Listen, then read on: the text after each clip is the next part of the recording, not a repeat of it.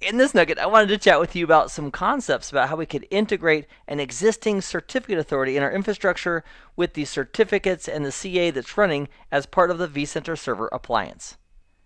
Digital certificates play a huge part in our day-to-day activities when we're working on networks, including going to banking or other secure sites. Behind the scenes, there's a digital certificate involved that can provide the features of authentication, of encryption and privacy, as well as data integrity. And inside of our vCenter server appliance, which in our case is the home for both the vCenter server and also the platform services controller, there are a lot of things that are going on. For example, we have interactions between our management station and the vCenter server appliance.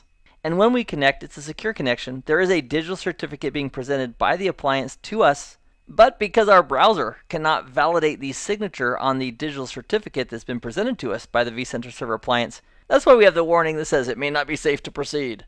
And the reason that we can't validate that certificate is because the VMware certificate authority that's built into the vCenter server appliance has a root certificate that is self-signed. It created it. And then as it creates the additional certificates, it's signing all those too. And each of our ESXi hosts has a digital certificate that was issued by the certificate authority running on the vCenter server appliance when those hosts were added into vCenter. We also have digital certificates that are used by lots of background processes and services that are running on the vCenter server appliance. And unfortunately, because they're all issued by the root CA that's running on the vCenter server appliance, our management computer and other devices in the infrastructure, because they don't know about that CA and don't trust it, they can't trust its signature. So if we had, for example, an internal certificate authority running on a server, in our example in our lab, it's a Windows 2016 server. And in our previous nugget, we enable these certificate services on that server. And if we wanted to integrate all or some of these certificates as part of that certificate authority that's already in our environment, we have a few options. Instead of having the vCenter server appliance be its own root, we could make it a subordinate CA, which means we would create a certificate with the intention of using that on a subordinate CA. We then implement that subordinate CA certificate on the CA service on the vCenter server appliance.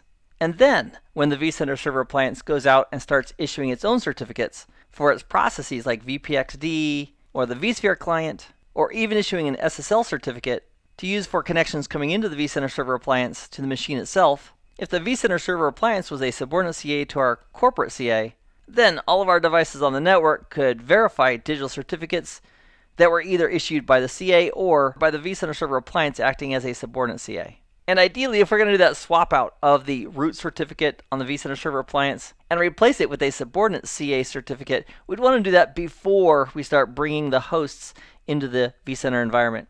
Because as those hosts come in, they are assigned a certificate by the vCenter server appliance. And as a result of having all the certificates come up to our corporate CA, that means that if this computer right here, a management computer connected directly to any of the ESXi hosts, it could go ahead and validate the certificate because it trusts the entire chain of certificates all the way up to the trusted root.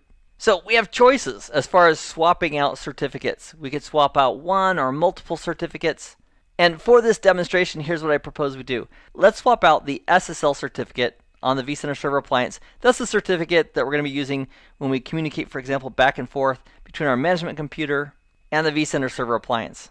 So up to this point in this course, it's always been an untrusted certificate. But if we swap out the SSL certificate with the certificate issued by our CA, which the browsers in our environment already trust, we can then validate the certificate. And the cool thing too is we don't have to swap out all the certificates. For example, if we just swap out the SSL certificate on the vCenter server appliance, all the other certificates that have been issued by the vCenter server appliance, those are all still valid. Because from their perspective, whether it's a backend service or it's an ESXi host that's using a certificate, they still respect and see the vCenter server appliance as their certificate authority who issued those certificates. So the short of it is we don't have to replace all the certificates if we don't want to on the vCenter server appliance. We can pick and choose. So in this nugget, we've taken a look at a few options regarding how we could integrate a CA in our environment with the CA services as part of vSphere. And in the very next nugget, I'll walk you through step by step on replacing an SSL certificate on the vCenter server appliance with a custom certificate from an internal CA provided by Windows Certificate Services. So I look forward to seeing you in the next nugget. Meanwhile, I hope this has been informative for you, and I'd like to thank you for viewing.